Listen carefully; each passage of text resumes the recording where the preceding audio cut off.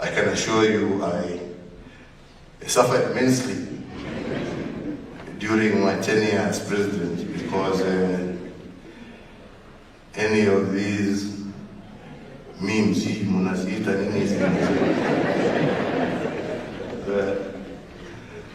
the one that showed me in the worst light, you can guarantee you can't go forward anymore. We're here today to both mourn but celebrate a man who was a dear and close friend to many of us. A man who was the life of any Catholic. A man who was generous beyond any imagination.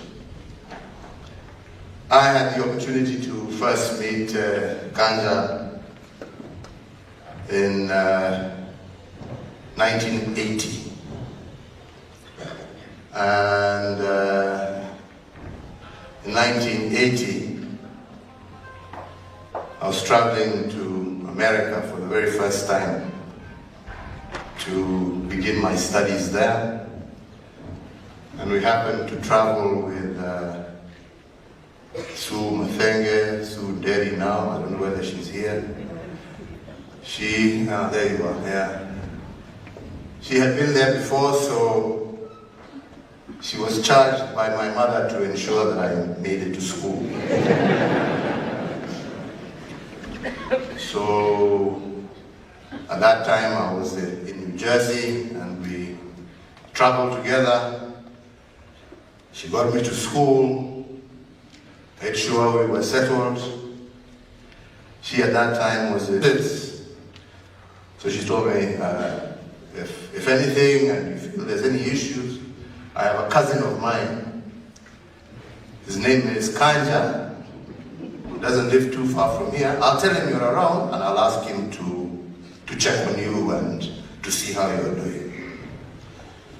And that was that. In America, they have all these short holidays, I don't know, Thanksgiving, I don't know. They're all there, different little holidays.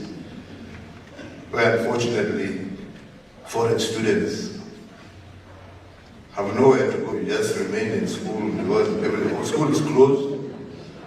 Where are you going for 3-4 days? I used to work in the library in the school. So one day with another foreign student, I'm walking back from the library back to the dormitory. And out of the blue, I hear this loud voice shouting, "Hey, where?" Both me and my friend, we turn around, looking, not recognizing it. Yeah, you, the African. I was like, I don't know how you knew the other fellow was not African, since we also have a white African. And he came up and he says, "Are you so-and-so?" I said, "Yeah." He said, "I was told by my cousin to hold your hand." I'm like, "Oh, so you must be Kanja." "Yes, I'm Kanja." "What are you doing?" "Nothing." "My car is just parked over here. Let's go, just pick a few things and go to my place." I looked at this stranger fellow, so confident, just telling me to get into his. I proceeded to do just that. Got into his car and we traveled to his apartment. And that became my second home. To the extent that one day, as you heard, he used to work at UPS. I took the train and traveled to Jersey City, where he was based. And I happened to arrive there. Kumbe Kanja had already gone to work. So there was, in his apartment block, there was a place, the ground floor, where we used to go and have tea.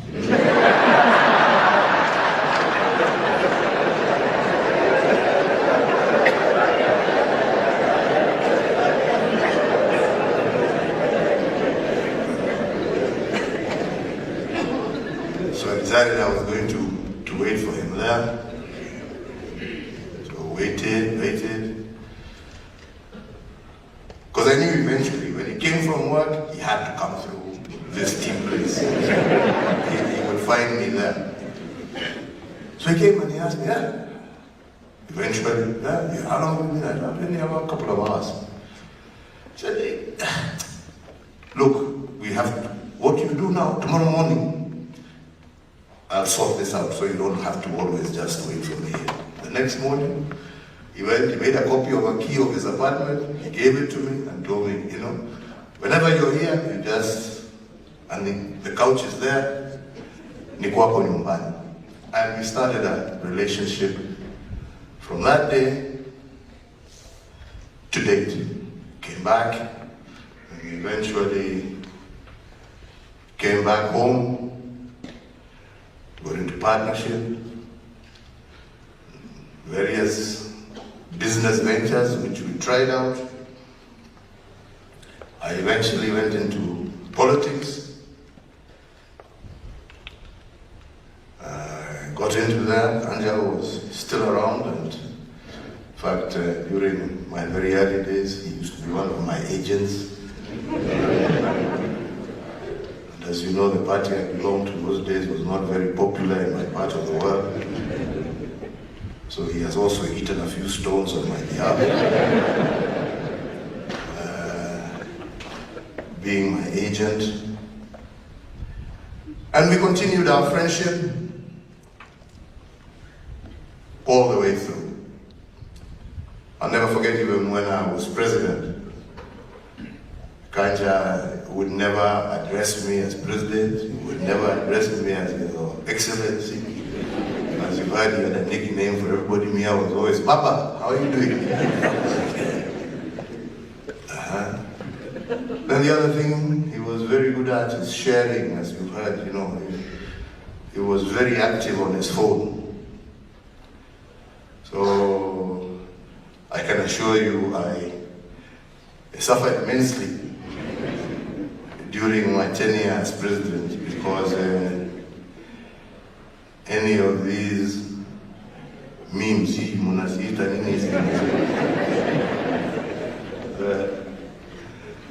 the one that showed me in the worst light, you can guarantee you can't go forward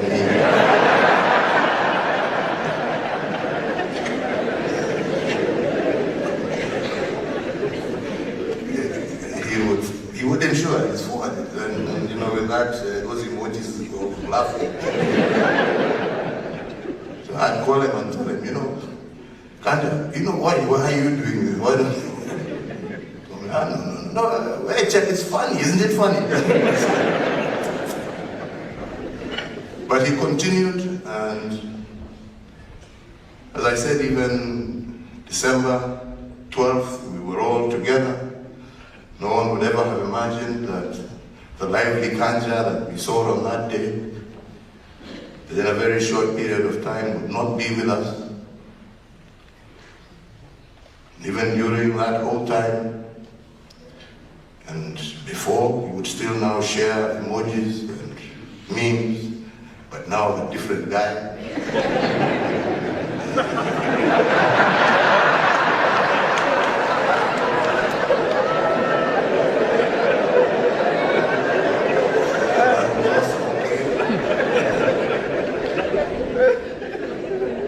And in fact, the last message he sent me was almost, I think, the beginning of January. And the most amazing thing is he never mentioned anything about him being unwell, as we have heard here from Uhuru. He was still sending his jokes. He was still keeping everybody's spirit high. And it was only when I bumped into Gary at another function where we lost my cousin, that he told me, you know, our friend is in hospital. I said, what? He told me, he's in hospital. I told him, like, just less than 2 days ago, he didn't show any went to see him, weak, but he didn't want to talk about his illness.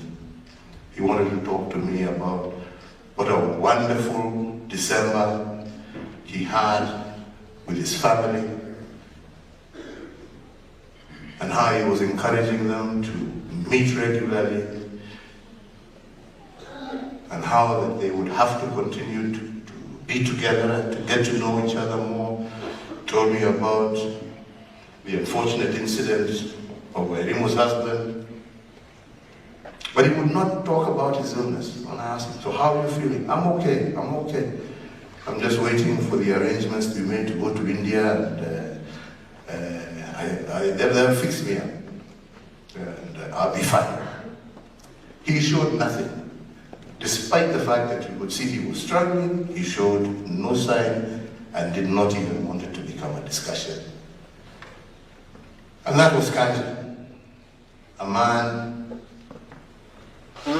brave, loyal, and he did that because he didn't want it to affect anybody else. But I also agree with Waru as we move forward. I think we should be honest about some of these things, and maybe if we're honest about them early enough, maybe something can be done. But Kanja lived his life to the fullest. There's no question about that. Kanja was one of those friends who was there good times or bad. And I think the lesson of his life is a lesson to each and every one of us. We shall miss him, this great, joyful, happy man who made sure that nobody was ever really left behind or left out. Made you feel involved, made you feel loved, made you feel wanted, made you part and parcel of whatever was going on. We shall miss you, Kanja. And to Nelly, your family, we are always there for you. Whatever you shall need, whenever you require, you're in our thoughts, you're in our prayers. And our friendship does not cease because Kanja is with us. Our friendship, as he taught us, continues regardless. May God rest his soul in eternal peace and grant us all comfort in our hearts, and grant his family the strength to endure next years without him, and rather than mourn, to cherish and to be happy about the moments that God gave you to be with this wonderful man. Mungu awabariki na walinde. Asante sana. Thank you so much, Your Excellency, for those moving words about a true friend of yours. Ladies and gentlemen, please, am I allowed to say have your seats? Please have your seats. We are now on the last tribute, and that will be a song by Elizabeth Njoroge. Liz, I see you coming. But also let me take this opportunity as they come down to say,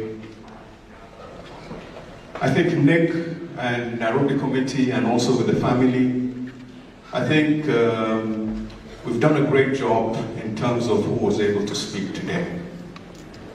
There's been laughter, there's been memories, and I think Kanja would have wanted it that way. So kindly give yourselves a big round of applause. Thank you to those who spoke and for making it interesting despite the long sitting sessions. Please welcome Liz Njoroge.